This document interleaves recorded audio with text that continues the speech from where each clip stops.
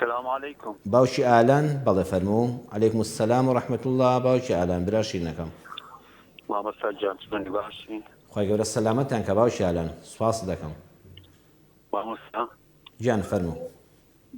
یەکەگەر ئەوەی هەبی لە کاتی نوێژکردن عیب نەبی میزی بێتن، بەڵێ خۆت پاچیش کردتەوە، بەڵێ دوایەوە لە ناو نوێژی عیب نەبی پشتکە میزی بیتن خۆش تەواو خایەن کردەوە، بەس لە کاتی نوێژکردنەکەی ئەو شتە لۆ ڕوودەها.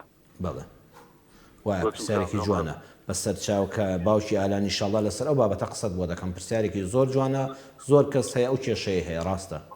سوپاس بۆ پرسیارە جوانەکە باوکی ئالان، خی گەورە سەلامەتیان کە. سوپاست دەکەم برا شیرنەکەم، خوا لەگەڵ. باوکی ئالان دەڵێ ئەو کەسانی کە نوێژ خوێنن بەڵام تووشی چرکەمیزە بوون، زۆر کەس وایە. ئەمە یەکەم پێویستە پەنا بۆ دکتۆر بەرێ، یەکەم جار هەوڵی عیلاجی چارەسەری پزیشکی بدە. الحەمدولایە ئێستا عیلاجی پێشکەوتوو هەیە، زۆر کەسم پێش کاتۆ ئاوا بۆ بڕۆکە یەک پارچە حەپیان داوەتی الحەمدولایە چاک بووە.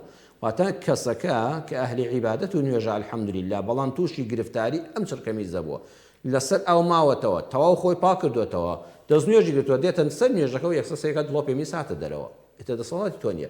یەکەم شت کە پەنای بۆ بەری پزیشکە، دکتۆری پسپۆڕی بواری میزەڕۆ ئەوانە لەوە چی ئیتیهاباتێکە بێت، پرۆستاتێکە بێت، چارەسەری ئاسانە. چارەسەر پزیشکەکانت بەکارهێنا و هەر سوودی نەبوو، هەر سوودی نەبوو، خی گەورە تاقی کردووە بەم ناڕەحەتیە. بەڕێزان ئەو کەسانی تووشی چرکەمیزە دەبن ئەبێت چ بکەن؟ دەستنوێژ مەگرە، هەتا بانگ دەبێت.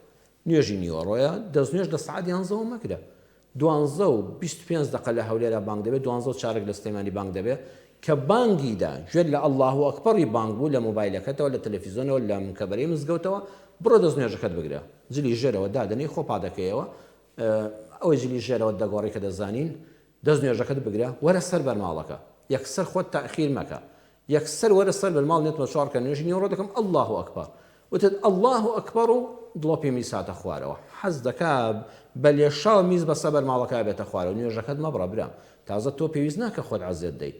مهمەوەیە دوای بانگ دەستنوێژت گرتووە، خۆت پاکردوێتەوە، چوویتە سەر بەرماڵ و نوێژات، نوێژەکەت تەواو بتر پێویست ناکات جارشکە نوێژەکەت ببڕی دیسان دەستن دەستنوێژەکەمەوە هاتمەوە دڵۆ پێمی ساتەوە، نەخێر هەتا فەرزی عەسر یەک جار لەسەر بەرماڵەکە نوێژ هات، نەک دڵۆپێک 10 دڵۆ 20 دڵۆ هەمووی هاتە خوارەوە، نوێژەکەت بە تێر و تەسەل و ئیسراحەت بکە.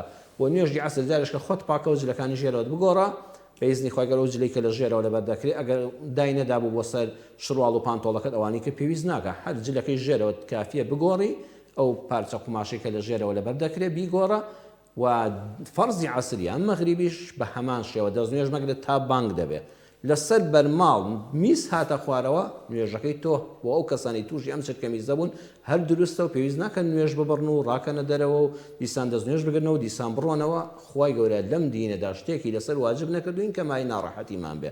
ئینشاءڵڵا خی گەورە شیفای ئەوانە بدا، بەڵام وەکو عەرزم کردن ناوێ ئەوانەی ئیهمال بن، ئەبێ یەکەم جار پەیوەندی بە پزیشکی پسپۆڕەوە بکەن، ئینشاءڵڵا خی گەورە دەرمانێک دەکات بە شیفایان کە نەبوو ئەوە چارەسەرەکەی لەڕووی شەرعیەوە کە عەرزم کردن.